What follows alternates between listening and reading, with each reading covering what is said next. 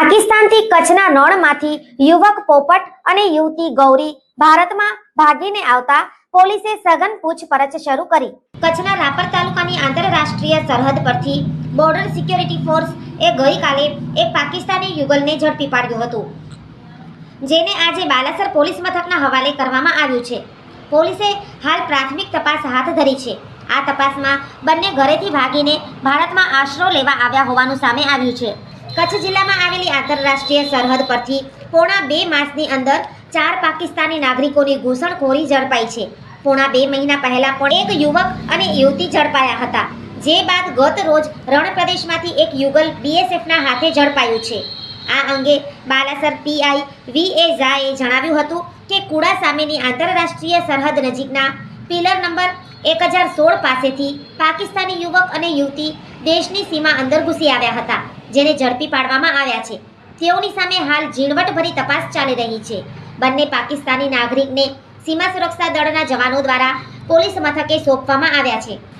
આ ઘટનાની તપાસ કરતા હેડ કોન્સ્ટેબલ કાંતિસિંહ રાજપૂત સાથે વાત કરતા તેઓએ જણાવ્યું કે આ પાકિસ્તાની યુવક પોપટ નથુ અને યુવતી ગૌરી ગુલાબ નામની પ્રેમી પંખીડા હોવાનું પ્રથમ નજરે જણાઈ આવે છે. બંનેની પૂછપરછમાં પોતે સિંધ પ્રાંતના મીઠી ગામના રહેવાસી હોવાનું નિવેદનમાં જણાવ્યું છે અને બંને ઘરેથી ભાગીને ભારતમાં આશરો લેવા માટે ઘૂસી આવ્યા હોવાનું જાણવા મળ્યું છે.